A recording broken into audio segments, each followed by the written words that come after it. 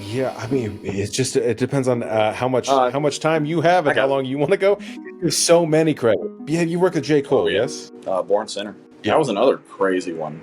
Jay called me out of the blue at like 6 o'clock on a Saturday night, and I'm sitting in my studio alone, and he's like, "Is this Ken Lewis?" And I'm like, "Yep, this is J. Cole. Hey, J. Cole." And so so we started getting talking, and he starts telling me about this new album that he's working on, and it's still early stages. Drake recommended me to J. Cole because I did choirs on Lord Knows on the Take Care album for Just Blaze.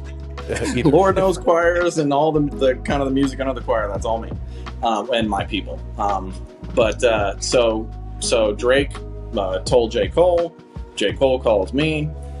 I could tell, I could hear like him typing as he was talking to me, and clearly he hadn't Googled me before he called. And he says at one point, he's like, "Did you work with Kanye?" I'm like, "Yeah, I've done a ton of stuff." He's like, "You did Last Call? You worked on All Falls Down? You worked on?" And I was like, "Yep. Okay. All right. What are you doing tonight?" I'm like, "What do you want me to be doing?" So J. Cole Yeah. came over by himself. He lived maybe an hour away. He drove over by himself, got there at like 11 o'clock Saturday night, stayed until like 2 or 3 in the morning, played me most of the album in progress. And he'd play me a song and he'd be like, "What are you hearing?" You know? And it was all like, he wanted, so to back up, he wanted me to produce live strings and live choirs for Born Sinner.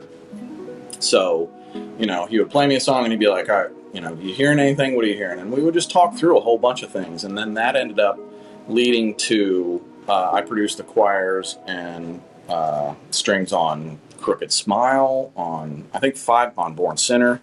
We did a bunch of skits on the record, just live on the spot during the choir session. That wasn't supposed to happen. It just kind of did. One of the most impressive things I thought about J. Cole was the choir session. Like, there was like 30 choir members, and he took pictures with everybody, signed autographs, was super cordial, personally thanked everybody. It was like real first class human. I was super, super impressed. And but the crazy thing about that album is, back to the Muso app, the thing that I would have never predicted in my entire life would have been that She Knows is now the number 11 song I have ever worked on in my career. And that was an album cut on that album. And I produced the strings on that album. It was live string section, 16 strings. And now it's at 716 million streams.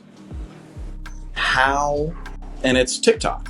So it became viral on TikTok for She Knows. And then 10 years later, re-blew the song up, or 8 years later. So, man, the internet is a powerful beast. So, that's wow. Yeah, that was awesome. crazy. Yeah. And then the other thing about Born Sinner was, I'd also worked on Yeezus.